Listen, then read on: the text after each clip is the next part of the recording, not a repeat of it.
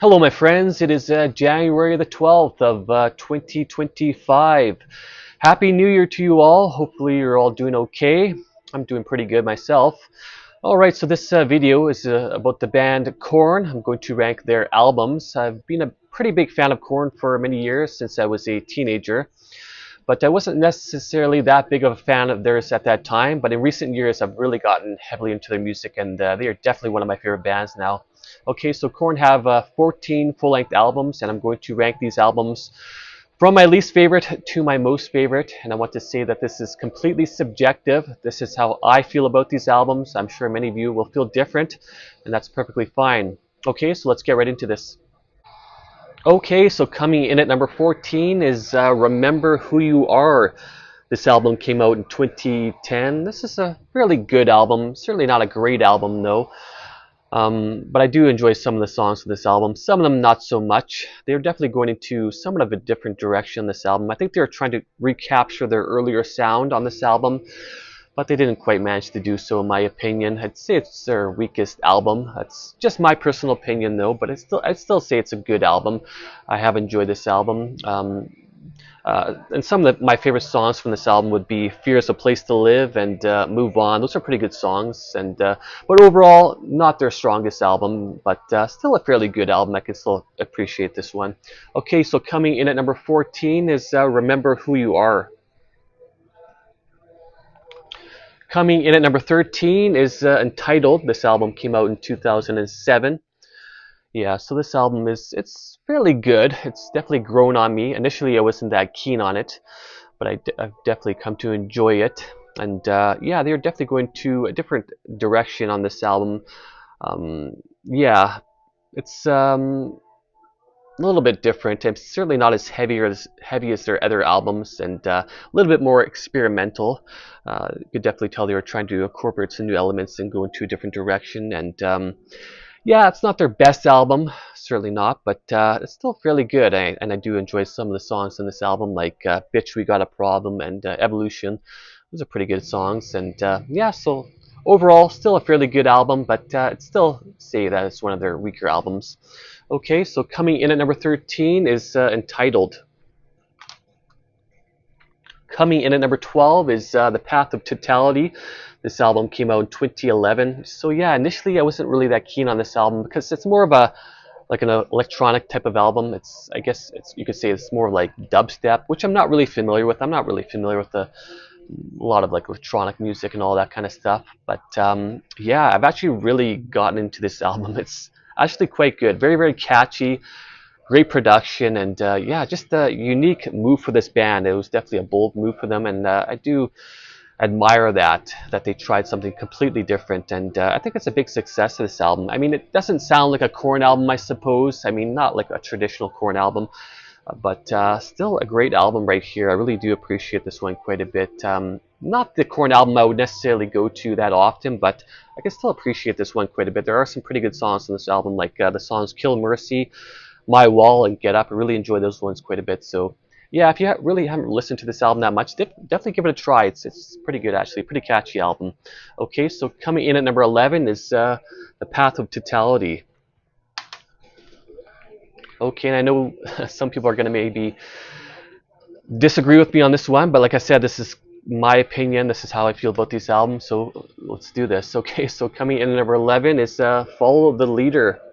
Okay, so that album came out in 1998. I know so many people really enjoy this album so much, and it's considered to be one of their most legendary albums. I know a lot of people list this as like their favorite or second or third favorite album from the band Korn.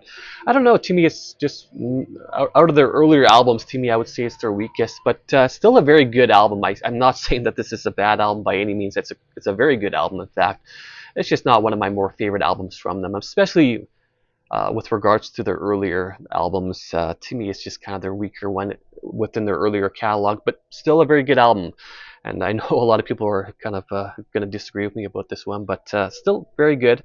I mean, it was certainly a very landmark album for them. They definitely went to definitely achieve more commercial success with this album. This is their third album, of course, and so they definitely achieved more commercial success with this album. And this was when I first started hearing about this band, because I had heard, of course, the songs like "Freak on a Leash," "Got to Life." Those were really big at that time. Would have been back in like 1998, so I remember hearing those songs quite a bit. I would have been in like my early teens at that time, so yeah, I remember hearing those songs quite a bit and enjoying them a lot. And but yeah, I still enjoy this album. I can still appreciate it, and maybe I'll get into it more. So I just yeah, I just don't know what it is. I just really haven't gotten that heavily into it.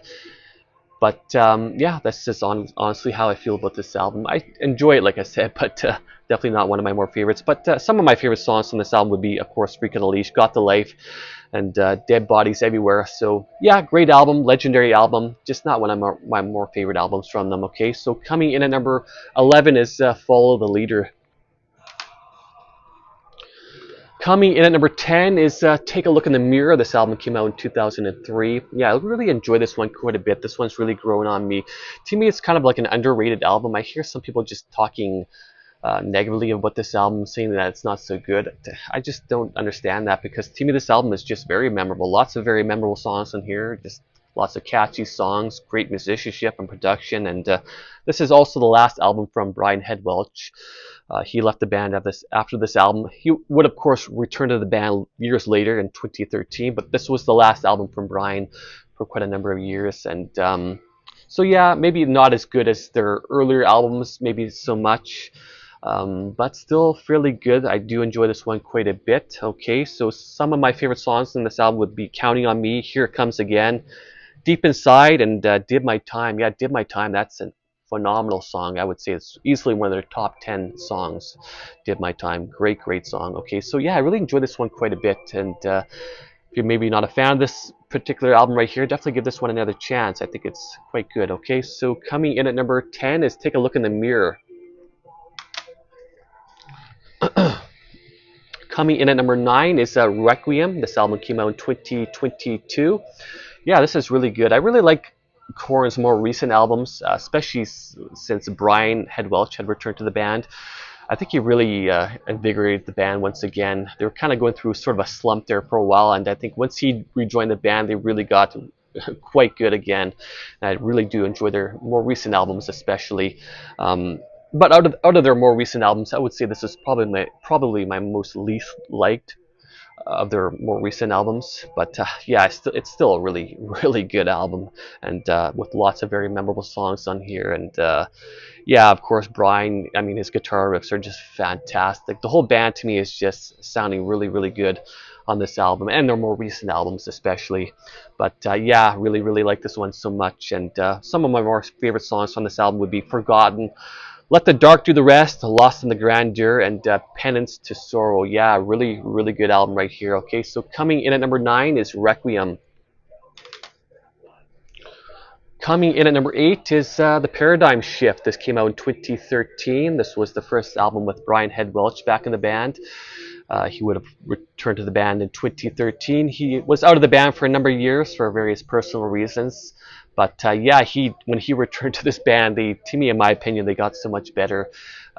Yeah, it's really heavy and dark once again, and yes, just lots of heavy, crushing, and very catchy riffs on here. And of course, Jonathan Davis, his vocals are just phenomenal on here. I mean, the whole band is just great here. Yeah, I really do enjoy this album so much. And I hear some people kind of talking negatively about this album. I don't understand that, because to me, this album is just phenomenal from start to finish. And yeah, I really do enjoy it so much. Some of my more favorite songs from this album would be "Pray for Me," "Mass Hysteria," and "Paranoid and Aroused." Okay, so yeah, fantastic album right here. Okay, so coming in at number 8 is "The Paradigm Shift." All right, coming in at number 7 is "Life is Peachy." This came out in 1996. This is their second full-length album. Such a legendary album here. Just very heavy, dark, and raw, and you can just feel there's just so many dark emotions within this album. You can definitely sense that the band is going through so much turmoil and addictions. Of course, many of the band members at this time were heavily addicted to drugs and alcohol, and I mean, it was just kind of a chaotic band at that point, and you can definitely hear that within their sound here. Lots of really good songs on this album. Just a very legendary album right here. Yeah, they were definitely doing something new and interesting, this band at that point. I mean, this album came out in 1996. I mean, not many other bands, or if any bands at all, were really doing anything like this. It was just something very unique and new, and they, of course, would have inspired so many other bands afterwards. But yeah, such a legendary classic new metal album right here. Okay, some of my favorite songs from this album would be Lost, Swallow, No Place to Hide, and Adidas. Really like Adidas. That's a fantastic song. But yeah, legendary album right here. Love this one so much. Okay, so coming in at number 7 is Life is Peachy.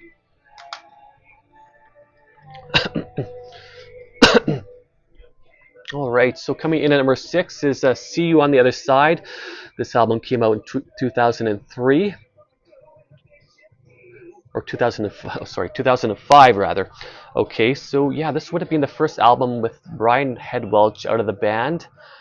I think David Silveria was still in the band at this point. I believe this would have been David Silveria's last band. He was the original drummer for Korn. But yeah, I really do enjoy this one quite a bit. I remember hearing the songs Twisted Transistor and Coming Undone quite a bit at that time. I would have been in my late teens at that time, and I do recall enjoying those songs quite a bit. But yeah, I think this is a really, really good album with lots of really memorable songs, and some of the songs maybe, well, the album, some of the songs kind of took me a little while to get into. I wasn't really too keen on some of the songs, I suppose, but yeah, I would say for the most part, this is a very strong album. Definitely has some more experimental elements here, like some electronic elements, especially sort of in the middle section of this album. But yeah, still overall a very, very good album with just so many catchy songs and great riffs, and yeah, excellent lyrics as well. I mean, Jonathan Davis, yeah, I really do enjoy some of his lyrics on this album, especially. Yeah, I really like this one quite a bit. Okay, so yeah, some of my more favorite songs from this album would be Twisted Transistor, Politics, Hypocrites, Coming Undone, and Liar. All right, great, great album right here. Okay, so coming in at number 6 is See You on the Other Side. All right, so coming in at number 5 is The Nothing. This album came out 2019. Yeah, this album is just incredible right here. Phenomenal album. I really love this album so much. The production is great. Really, really good production here. Just so full and heavy sounding. Just so many great songs on this album. Just amazing from start to finish. Of course, Brian Headwelch, like I've said already, like he just really invigorated this band once again and just made them so much better. Yeah, this is a great, great album from them. I know a lot of people really enjoy this album, and for good reason. It's just phenomenal. It's so amazing. Some of my more favorite songs from this album would be Cold, Finally Free, The Ringmaster, and Gravity of Discomfort. Excellent album right here. Check this one out if you haven't. Okay, so yeah, Korn have really put out some great albums in recent years, and this one right here is just phenomenal. Okay, so coming in at number 5 is The Nothing. Coming in at number 4 is The Serenity of Suffering. Yeah, this album is phenomenal. 10 out of 10 for sure. I really do love this album from start to finish. Just one great song after another. The production is just great, of course. Just so full and thick and heavy, and just there's just so much darkness as well in this album. It's a dark album. It really, really is. There's just so much pain within this album. You can really hear it. And yeah, great lyrics and great riffing and just everything. The drumming, absolutely incredible. This album, so many great songs. I can just listen to the song from start to finish without missing a track. That's how amazing it really is. I just enjoy this album a lot. Okay, but some of my more favorite songs will be The Hating, A Different World, Take Me, and When You're Not There. Great, great album right here. Okay, so coming in at number 4 is The Serenity of Suffering.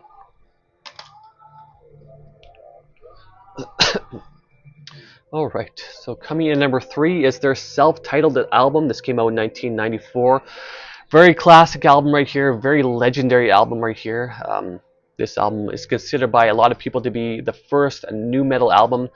I mean, nobody else was doing anything like this at that time. This band was just taking metal to somewhere else, and yeah, it was just really unique and new, especially for that time, for a band to be doing something like this. Yeah, this album is incredible. I mean, it's just so heavy and dark. You can just hear the pain and the misery within the band members within this album. Of course, they're going through so much turmoil within their personal lives, dealing with addiction, alcohol, and drugs, and just relationship issues. And you can hear all that within this album.